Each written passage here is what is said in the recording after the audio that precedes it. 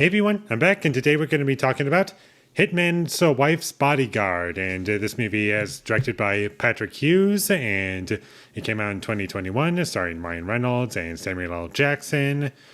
And I wasn't a big fan of the first Hitman's Bodyguard. I thought it was okay.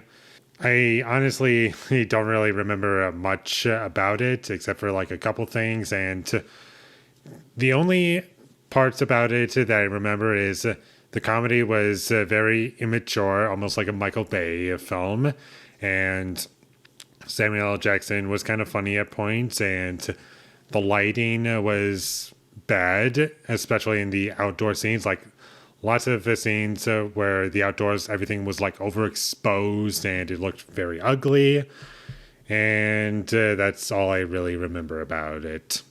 And as far as positives go, I can say that the outdoor lighting is much better than the first movie. None of this extreme glow in the background, and it just is ugly to watch. Like, that was an improvement, for sure. And Samuel L. Jackson, I thought it was the best part of the movie. Not to say that this is one of his best performances, but when he was introduced to the film, it was like, oh, okay, I can start to enjoy this movie. Once every 20 to 30 minutes, I would have a laugh, but all in all, I didn't really care for this movie. And the action, I didn't really care for. It wasn't impressively shot or presented.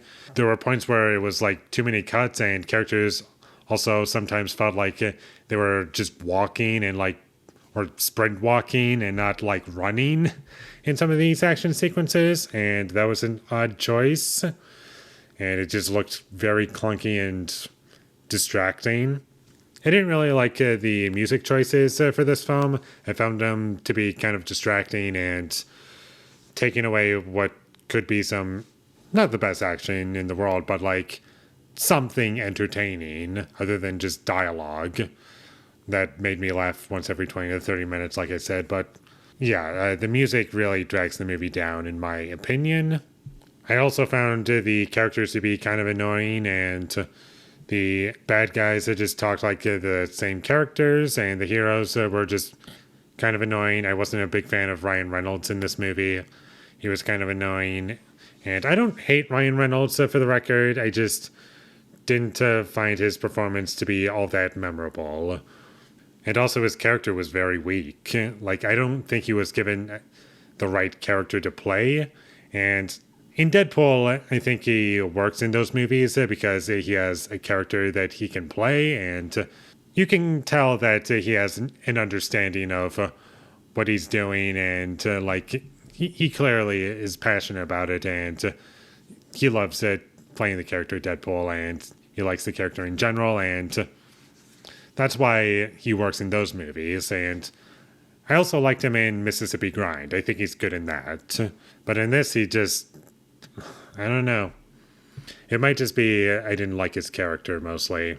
And also the visual effects in this movie were very noticeable when they did use them. It's just the lighting felt off, and it didn't feel like it was a part of the environment. There were points where there was like practical explosions, but then you would see CG fire, and it looks like it's a different color than when it was practical. And I don't know what they were doing. I don't know what happened.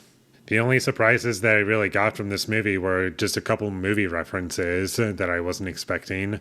One of them being Overboard, like the original Overboard. Like, I wasn't expecting a reference to that movie, or Armageddon. Like, I wasn't expecting that either. And those were the only moments in the film where I was caught off guard. And the rest of the movie was very predictable and kind of bland. I was not insanely bored by this movie. I was just not feeling it and not all that engaged. And I wish the action was better. I wished that it had more to chew on, because in concept, this premise could be done. And the way it's handled, it's just not for me. Like, you really have to be in love with the comedy with this movie for it to work. And because I wasn't attached to the comedy, it feels though that really dragged down my overall enjoyment of the film.